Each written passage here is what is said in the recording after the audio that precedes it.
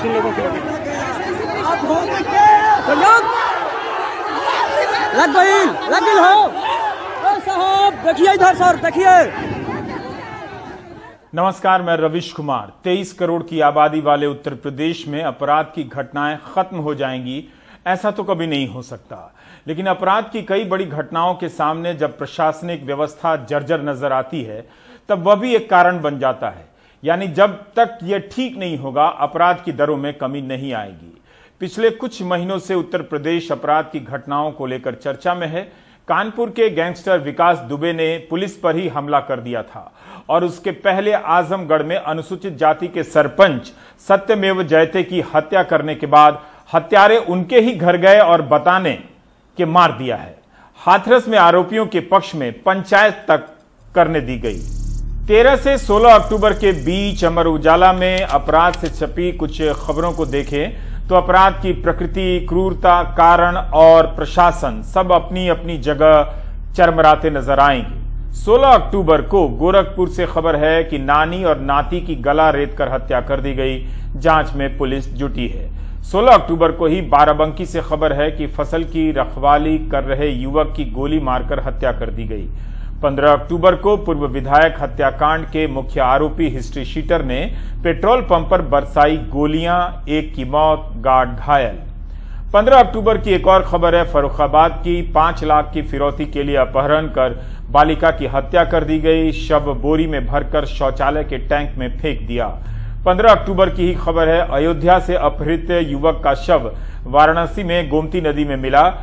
अपहरण के 2 घंटे बाद ही कर दी गई थी हत्या।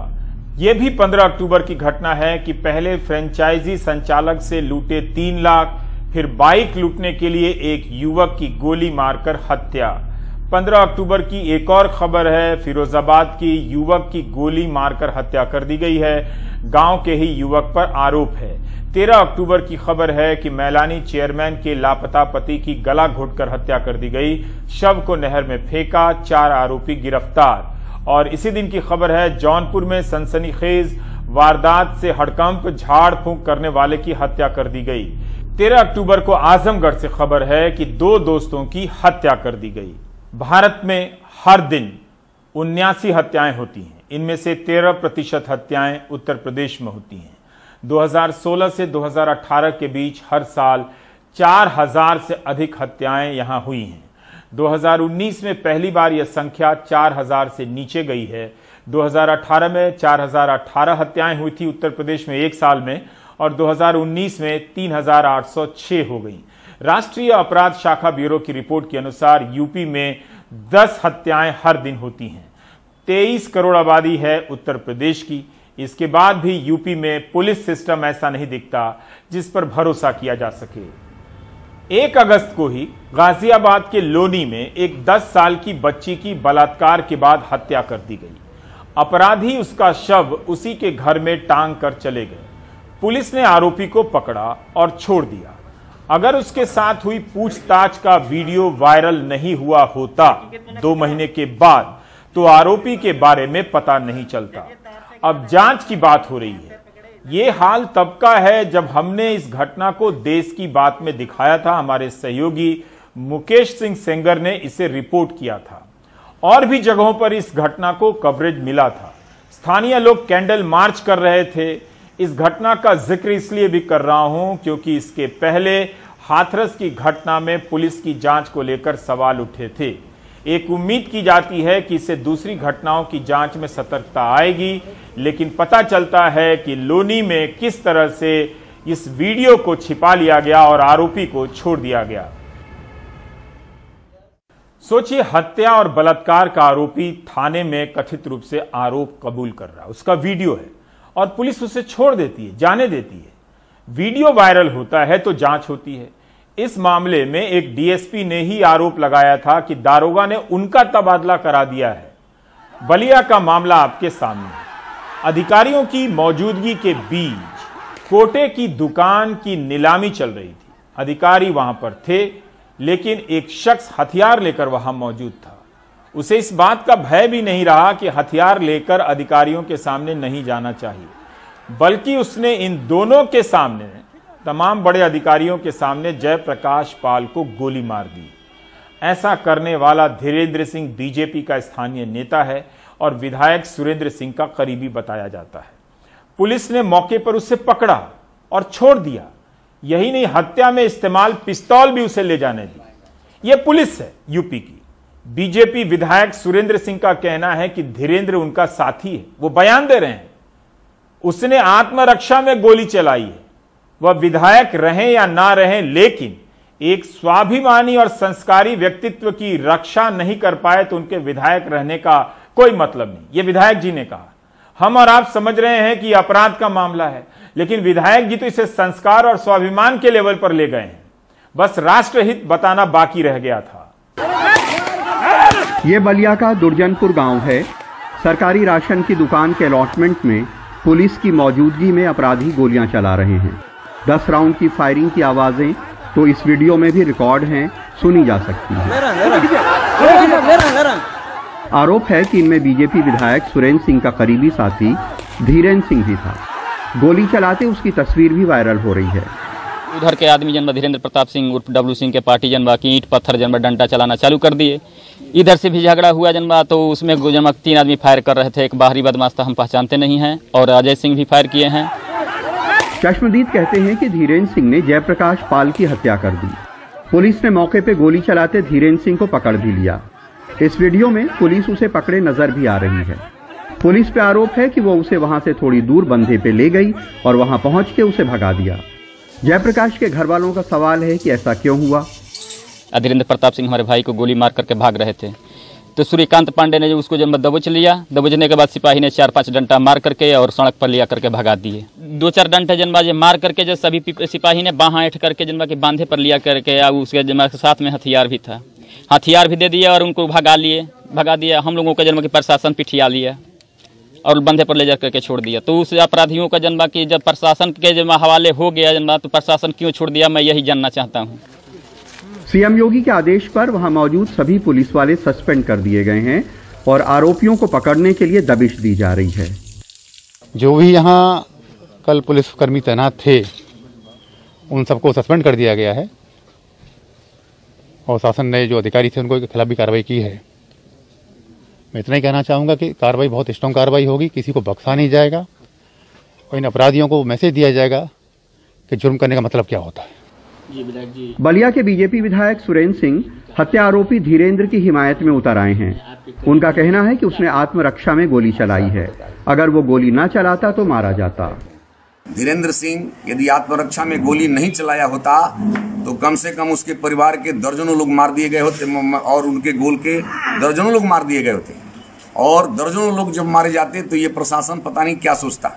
यदि वो आत्मरक्षा में कोई गोली चलाया है, अपराध हो सकता है, लेकिन आत्मरक्षा के लिए ही लाइसेंस निर्गत होता है। बीजेपी विधायक सुरेंद्र सिंह के साथ हत्या आरोपी की तमाम तस्वीरें भी सोशल मीडिया पे वायरल हो रही हैं। एक तस्वीर में वो उसे मुंह मीठा कराते हुए भी नजर आते हैं। सुरेंद्र सिंह मानते हैं कि वो उनका साथी है और चुनाव में भी उनकी मदद करता है। मुझको विधायक बनाने में उसका परिवार वोट दिया है, लोकसभा चुनाव में वोट दिया है, अभी सभी कार्यक्रमों में भाग लेता है। तो मैं कैसे कह सकता हूँ कि मेरा सहयोगी नहीं है। भारतीय जनता पार्टी का वो सहयोगी है, मेरा ही सहयोगी नहीं है, भारतीय जनता पार्टी का सहयोगी। मैं खुले मन से कह रहा हूँ कि जीवन में कभी राजनीति करने का भले मौका मिलेगा नहीं मिलेगा, विधायक बनूंगा नहीं बनूंगा इसका कोई माने मतलब नहीं है मेरे जीवन में, लेकिन एक स्वाभिमानी और एक संस्कारित व्यक्ति के व्यक्तित्व की रक्षा भी मैं नहीं कर सका तो मेरे जैसे आदमी को विधायक बने रहने का कोई माने मतलब नहीं।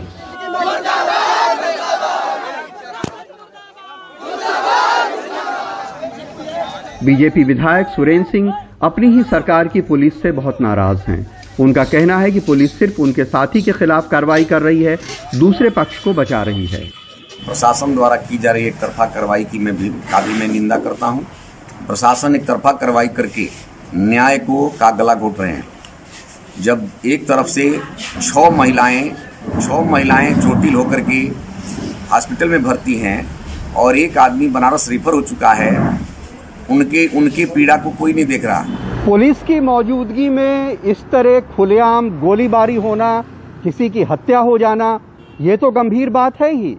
लेकिन उससे भी ज्यादा गंभीर बात यह है कि पुलिस हत्या के आरोपी को मौके पे पकड़ के पिस्तौल समेत बाद में भगा दे या छोड़ दे। और उससे भी ज्यादा गंभीर बात है कि उस इलाके का रिप्रेजेंटेटिव ये कहे कि ये मेरा आदमी है और इसने अपनी जान बचाने के लिए गोली चला के हत्या कर दी है। बलिया में अजय सिंह, करुणा सिंधु और लखनऊ में कैमरामैन राजेश गुप्ता के साथ कमाल खान, एनडीटीवी इंडिया। हाथरस के संदर्भ में इतनी बहस हुई, पुलिस और प्रशासन की आलोचना हुई, सभी पक्षों पर चर्चा हुई, लेकिन ना तो असर समाज पर पड़ा, ना ही नौकरशाही पर। यूपी की लड़कियां हिंसा का शिकार हो रही हैं। राष्ट्रीय अपराध शाखा ब्यूरो के रिकॉर्ड कहते हैं कि 2017 से 19 के बीच महिलाओं के खिलाफ हिंसा बढ़ी है। छेड़खानी और बलात्कार की पीड़िता 2 नाबालिग लड़कियां आत्महत्या कर चुकी हैं। चित्रकूट में 14 साल की एक लड़की ने फांसी लगा ली तो प्रतापगढ़ में एक लड़की कुएं में कूद गई। धम्मं शरणं गच्छामि, संघं शरणं गच्छामि, संघं शरणं गच्छामि, द्वितीयंपि बुद्धं शरणं गच्छामि। 14 साल की वो मासूम बच्ची जिसे जीते जी पुलिस की शरण भी नहीं मिल सकी, उसके लिए कामना की जा रही है कि मौत के बाद उसे बुद्ध की शरण, संघ की शरण और धर्म की शरण हासिल हो। 14 बरस की उम्र भी कोई जान देने की उम्र होती है। जिंदगी से कितना निराश होगी जो उसने फांसी लगा ली। इल्जाम है कि 8 तारीख को जब वो शौच के लिए जंगली इलाकों में गई थी, कुछ लोगों ने उसे अगवा कर उससे रेप किया और हाथ पांव बांध के छोड़ गए। पुलिस आई लेकिन FIR नहीं लिखी। हाथ पैर बंधे रहे इसका। उसके हाथ पैर इस तरह बंधे थे कि वो घिसट घिसट के आई। हमने पहुंचकर चौकी में पुलिस वालों को इत्तला दी। जब उन्हें बुलाया तब वो आए और हमने कहा कि इसे छुड़ाएं और फोटो खींचे। तब उन्होंने फोटो खींचा। बुलावा आए मखा साहब छोड़ा इसका फांस हाथ कहा तुम छोड़ा मखा फोटो खींचा। तब वो फोटो खींची नहीं। ये लापरवाही नहीं चलेगी। जिसे जीते जी कोई मदद न मिल सकी, उसकी मौत के बाद ढेरों नेता उसके गांव पहुंचे हैं। नारेबाजी हो रही है। सब बड़े अफसर भी आए हैं, साथ में बड़ी तादाद में पुलिस और छोटे अफसर भी हैं।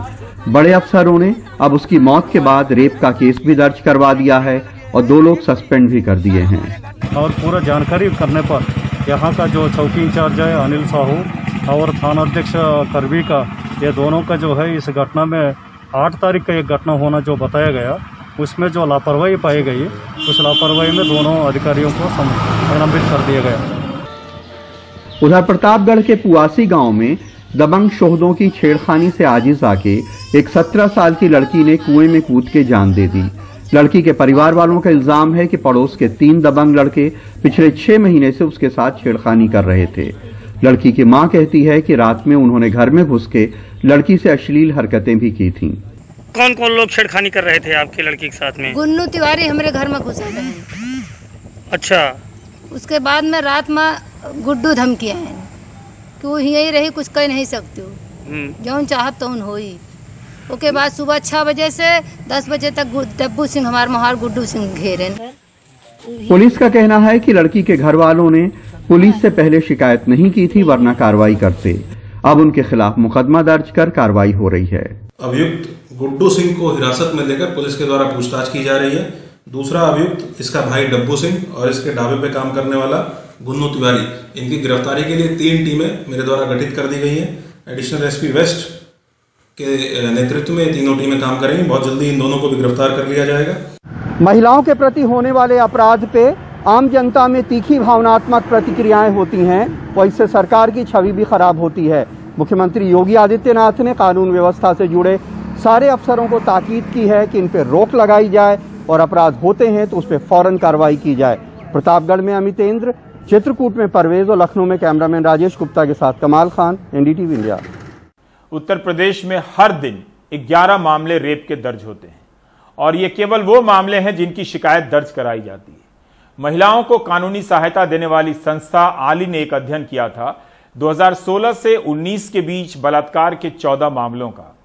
एक भी मामले में पहली बार में FIR दर्ज नहीं हुई थी। 11 मामलों में 2 से लेकर 228 दिनों की देरी हुई थी। बलात्कार के मामले में सजा देने का प्रतिशत कोई बहुत अच्छा नहीं है राष्ट्रीय स्तर पर भी। 2018 में बलात्कार के अपराध में सिर्फ 27.2% मामलों में सजा हुई थी। 1/3 से भी कम। बाराबंकी के गांव में धान के इन खेतों में 15 साल की बच्ची की हाथ बंधी लाश मिली।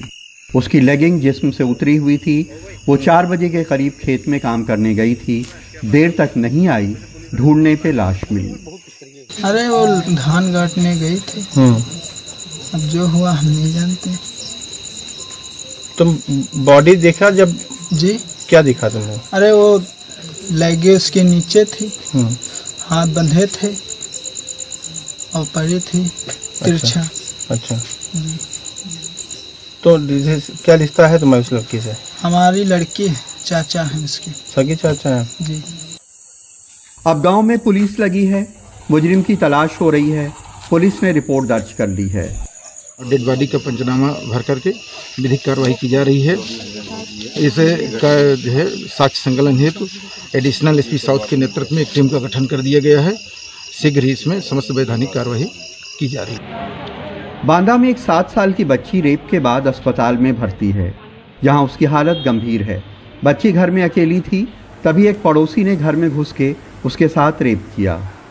बच्ची ने मेरे से यही बताया है। जब मैं आई बाहर से तो रो रही थी, मैंने पूछा तो वो बताई है सारी बात। कैसी हालत है बच्ची की? उसका ब्लड नहीं बंद हो रहा है। अच्छा। ब्लड बहुत ज्यादा जा रहा है। सहारनपुर में एक महिला ने आरोप लगाया है कि जब वो खेत पर अपने बेटों को खाना खिलाने जा रही थी, रास्ते में गांव के कुछ दबंगों ने उसके साथ रेप किया और मारा पीटा। मेरे गला छिना झपटे कर जिसे पसंद है, मेरा सलवार भी तोड़ दिया, मेरे सलवार काटे, नाड़ टूट का, चक्कू रखा है। देखो यहाँ से तुझे सब कराड़ा आया, मेरे बच्चे कद आए कद ना आए, मुझे कोई खबर नहीं रही। आगे तुम्हारे साथ कुछ गलत काम हुआ है? हाँ जी हुए। पुलिस ने महिला को अस्पताल में भर्ती करा दिया है और मुकदमा दर्ज कर लिया है। पुलिस का कहना है कि आरोपी के साथ महिला का जमीनी झगड़ा भी है। वादी द्वारा बताया गया है कि उनकी मां के साथ उन्हीं के पड़ोसी उनके द्वारा बलात्कार किया गया है, जिसके संबंध में तहरीर दी गई है। तहरीर के आधार पर मुकदमा दर्ज कर आगे की वैधानिक कार्रवाई की जा रही है। एक बहस ये भी है कि क्या रेप रोकने के लिए सिर्फ पुलिस जिम्मेदार है या वो समाज भी जो बचपन से बच्चों में फ्यूडल और पेट्रियार्कल यानी सामंतवादी और पितृसत्तात्मक सोच भरती है और महिलाओं का सम्मान करना नहीं सिखाती। ये सही है कि शायद समाज ज़्यादा जिम्मेदार है, लेकिन वो पुलिस भी जिम्मेदार है, जिसका इकबाल अगर कायम हो तो अपराध कम होते हैं। सहारनपुर में अशोक, बाराबंकी में सरफराज और बांदा में सलाउद्दीन के साथ कमाल Khan, NDTV India. Anti Romeo दस्ता बनाने की बात थी, कितना हंगामा हुआ था। यह दस्ता किस रूप में काम करता है और इसने कौन सा ऐसा काम किया, अब इसकी कोई बात नहीं होती है। उसकी जगह मीडिया में ऑपरेशन दुराचारी की चर्चा सुनने को मिल रही है। असल में नाम तो ढंग का ढूंढ लाते हैं, काम नहीं हो पाता है। पुलिस की क्षमता वही की वही है। एक ही सिपाही को दिन भर में 5 बार अलग अलग ऑपरेशन में काम करना हो तो वो क्या काम करेगा? उसे साइकिल का भत्ता 200 रुपए मिलता है। कई मामलों में पुलिस गिरफ्तार करती है अपराधियों को और कई मामलों में पुलिस अधिकारी सस्पेंड भी होते हैं, लेकिन इसका असर न तो अपराध पर पड़ता है न ही पुलिस विभाग पर। जैसे सस्पेंड होना ध्यान हटाने भर का मामला हो। राजनीतिक विरोधी उत्तर प्रदेश में प्रशासनिक कार्यों में एक जाति के दबदबे और वफादार नौकरशाही का आरोप लगाते हैं। यही आरोप योगी सरकार से पहले की सरकार पर लगता था। तो क्या सरकार बदलने से कुछ नहीं बदलता है? वफादार नौकरशाही के एक समूह की जगह दूसरा समूह आ जाता है और वही काम फिर चलता रहता है। इंडियन एक्सप्रेस में 16 सितंबर को एक रिपोर्ट छपी है। मुख्यमंत्री योगी आदित्यनाथ ने अपने 3 साल के कार्यकाल में 15 आईपीएस अफसरों को सस्पेंड किया है। इसी साल 6 आईपीएस निलंबित किए गए हैं। 7 तो अभी तक निलंबित हैं और 8 का निलंबन वापस हो चुका है। 15 अक्टूबर को बलिया में गोली चलने के प्रकरण में एसडीएम, सर्कल अफसर और मौके पर मौजूद सभी पुलिस वालों को निलंबित कर दिया गया और उन पर कार्रवाई की गई है। 3 अक्टूबर को बिजनौर में नागरिकता संशोधन कानून के विरोध में हुए प्रदर्शन की जांच करने वाले अधिकारी नरेश पाल सिंह को निलंबित कर दिया गया। 2 अक्टूबर को भी हाथरस केस में आईपीएस समेत 5 पुलिस अधिकारियों को सस्पेंड कर दिया गया। 9 सितंबर को भ्रष्टाचार और व्यापारियों से अवैध वसूली करने के आरोप में महोबा एसपी मणिलाल पाटीदार को सस्पेंड कर दिया गया। 8 सितंबर को प्रयागराज एसएसपी अभिषेक दीक्षित को भ्रष्टाचार और अपराध नहीं रोक पाने के कारण निलंबित कर दिया गया। 24 अगस्त को बलिया में पत्रकार रतन सिंह की गोली मारकर हत्या कर दी गई थी। इस संबंध में एक पुलिस अधिकारी को सस्पेंड किया गया था। निलंबन का असर दिखता नहीं है। इन विश्लेषणों को पढ़कर लगता है, और यही तो होता है, कि हर मुख्यमंत्री वफादार नौकरशाही चाहता है। इस क्रम में चाहते हुए भी और ना चाहते हुए भी एक जाति का समीकरण बनने लगता है। तमाम राज्यों की ये बात है। किया जाता होगा इस मकसद से कि प्रशासन पर नियंत्रण होगा, मगर नतीजा यह होता है कि नीचे तक सिस्टम बेलगाम भी हो जाता है। क्या यूपी वफादार नौकरशाही और एक सामाजिक तबके के गठजोड़ के पुराने दौर से गुजर रहा है? हमसे बात करने के लिए हमारे सहयोगी कमाल खान जुड़ रहे हैं। कमाल, आपकी कई महीनों से, खासकर हाल के कुछ महीनों से तो मैं सारी रिपोर्ट देख रहा हूं जो आपने अपराध को लेकर की है, वहां से, लखनऊ से, उत्तर प्रदेश से। मैं ये जानना चाह रहा था कि अभी देखिए गाजियाबाद में हुआ कि अपराधी ने वीडियो पे कबूल किया कि उससे कथित रूप से अपराध हुआ है, पुलिस ने उसे छोड़ दिया।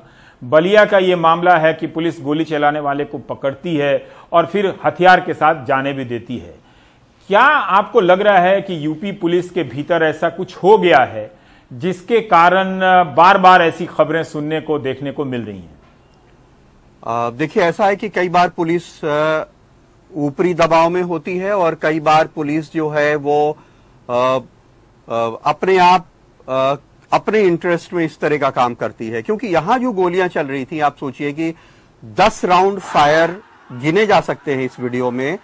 10 राउंड फायर हो रहे हैं, पुलिस वहां पे मौजूद है, उसको पकड़ रही है, और जिसको मारा गया है उसके भाई का कहना है कि एक बंधे पे ले जाके पुलिस ने उसको छोड़ दिया। और आला कत्ल कहते हैं, आला कत्ल, जिससे यानी हत्या हुई, वो एक बहुत बड़ा एविडेंस होता है उसके कन्विक्शन के लिए जिसने हत्या की है, उसको भी उसको सौंप दिया गया यहाँ पे। तो बहुत सारे मामलों में आप देखें, जैसे आप विकास दुबे का पूरा मामला देखिए, तो विकास दुबे के मामले में 8 पुलिस वालों को उसने मार दिया।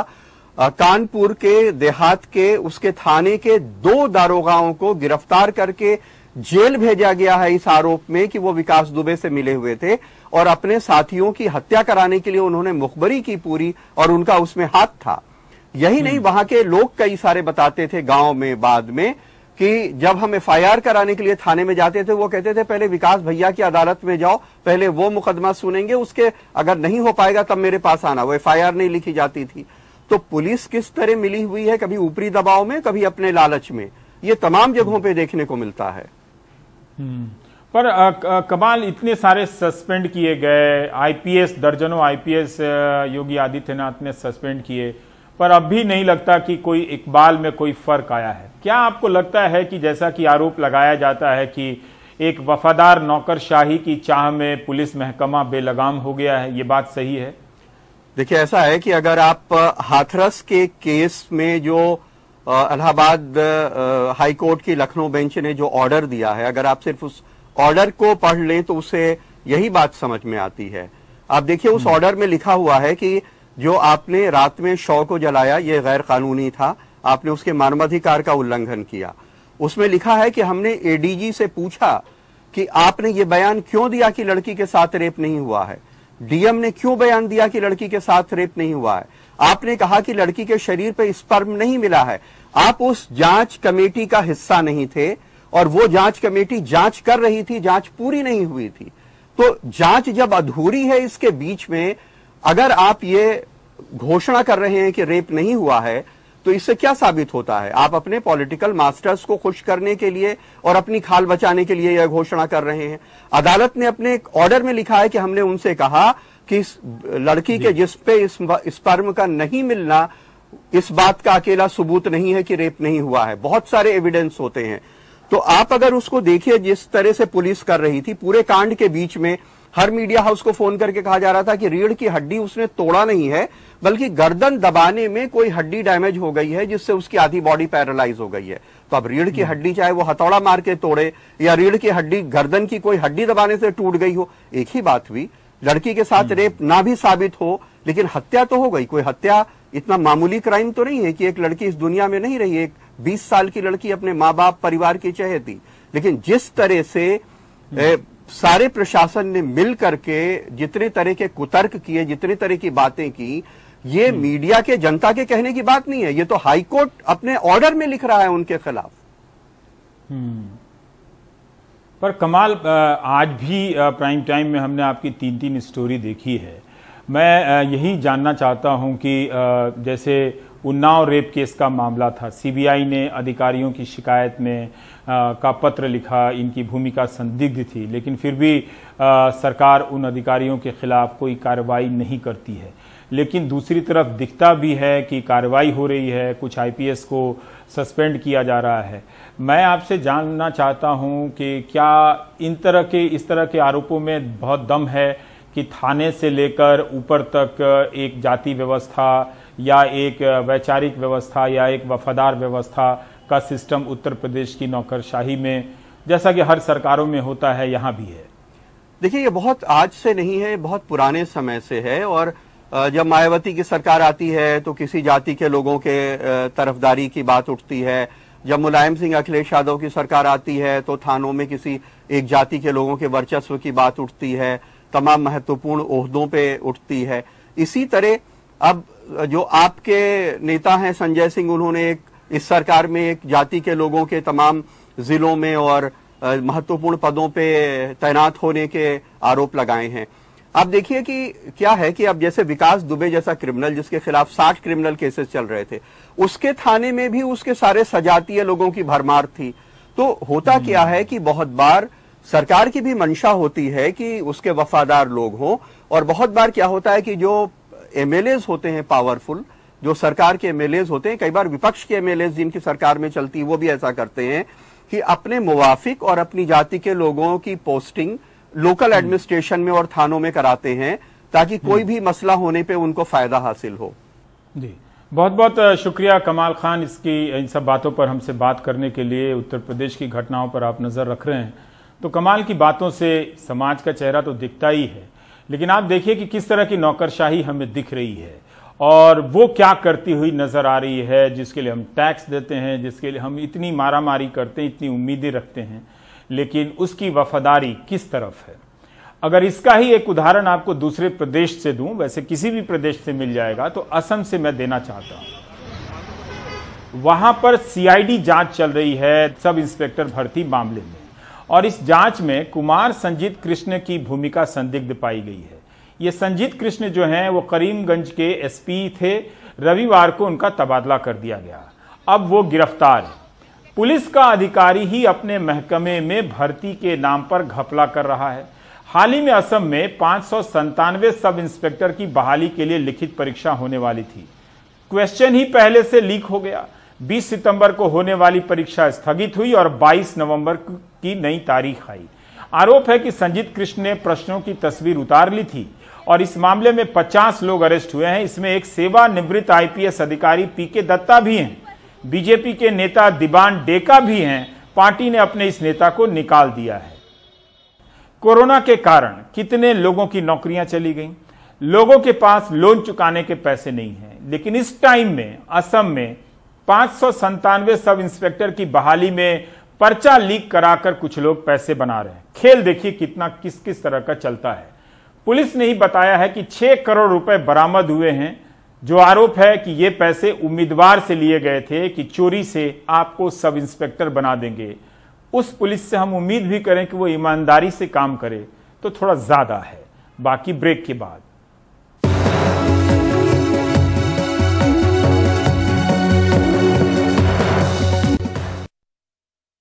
दस महीने होने जा रहे हैं कोरोना को लेकर। सिर्फ एक संदेश देने में भारत सफल नहीं हो पा रहा है कि एक दूसरे से 2 गज की दूरी पर रहना है, मास्क लगाना है और हाथ लगातार साफ करते रहना है।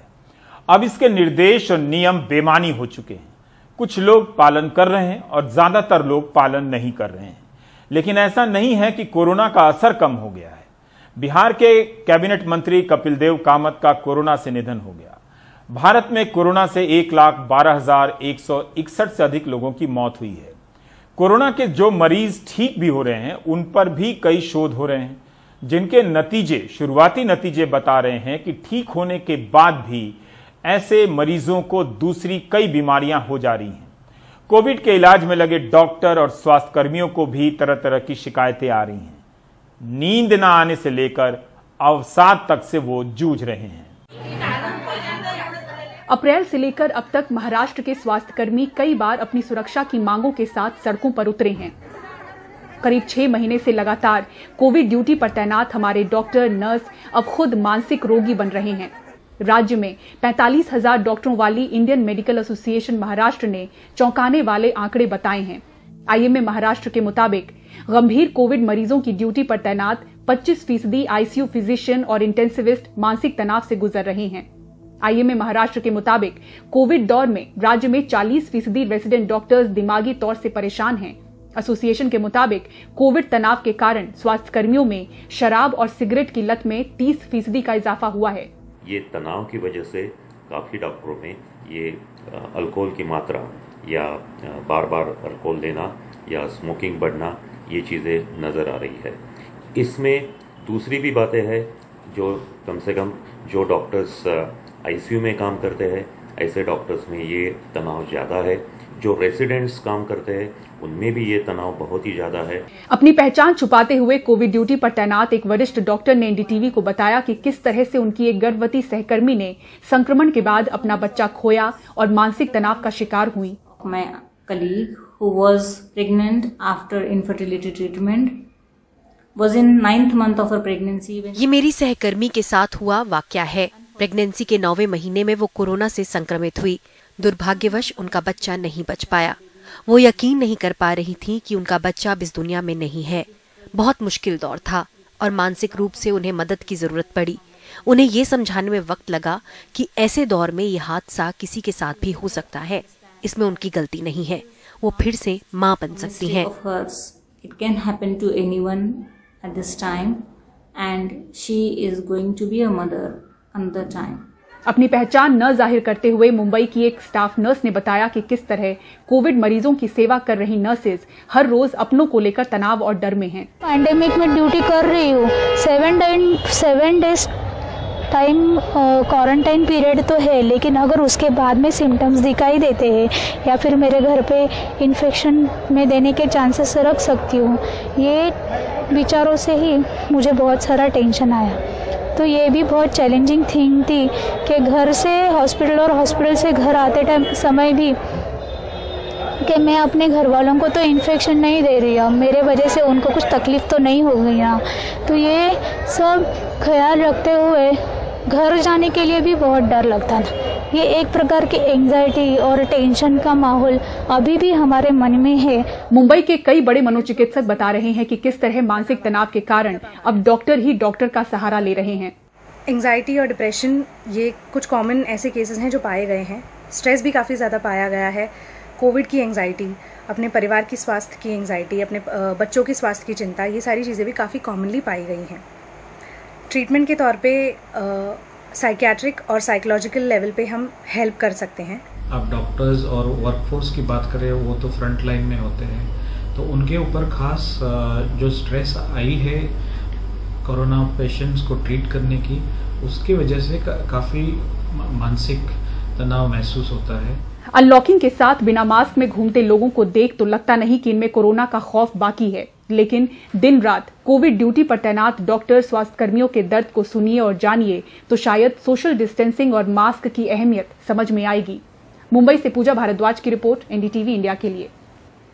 इसके बाद भी हाल यह है कि डॉक्टरों की सैलरी को लेकर कई रिपोर्ट के बाद भी कोई असर नहीं आया। मीडिया ने लिखा, हम सब ने दिखाया, सिस्टम को जैसे फर्क न पड़ता हो। जिन डॉक्टरों को कोरोना योद्धा कहा गया, राष्ट्रीय स्तर पर नौटंकियों का प्रदर्शन करवाया गया, उन डॉक्टरों को सैलरी नहीं दी जा रही।